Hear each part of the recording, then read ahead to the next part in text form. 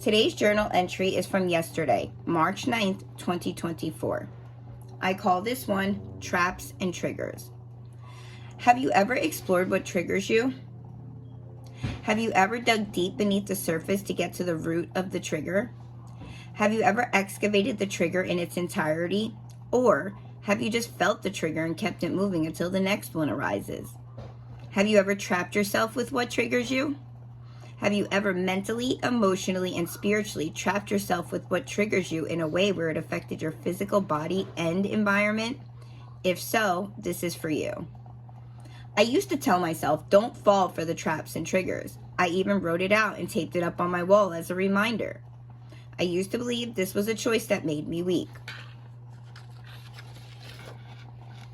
I once thought this was a low vibrational state of being, and on some level it is.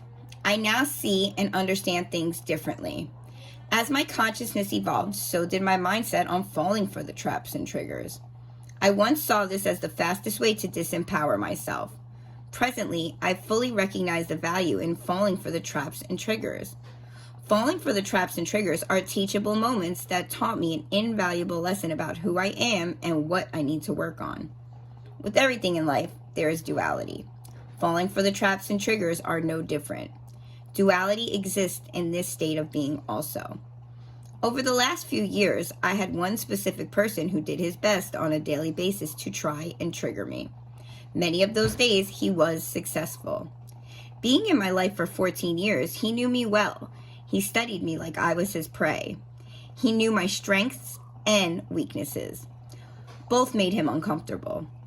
Unknowingly, me being innately who I am highlighted his insecurities within. Unbeknownst to me, I was his biggest trigger and made him feel inadequate in multiple areas. I am someone who looks for the best in others, so I was clueless as to how much of me being myself was triggering to him. This individual became one of my greatest teachers of self. His constant attacks brought up a lot of pain that I did not know was beneath the surface. I was often trapped in my triggers. I uncovered triggers I never knew existed within. At the time, these painful experiences felt traumatizing on the deepest level. I felt like my heart was going to implode while my brain was going to explode. I had to pray my way out of it. I had my greatest blessing from God, my sunshine, observing my every move. I had no choice but to get it right for my sake and his.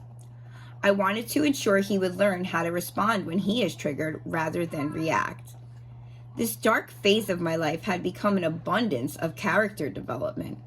I healed wounds that I did not know I had because they were all subconscious.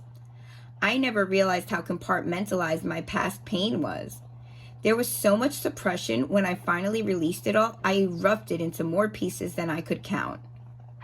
Every time I looked inward with each trigger that I had been trapped in, I recuperated one of those broken pieces and rebuilt myself into a state of wholeness with a firm foundation that was once wobbly and unstable.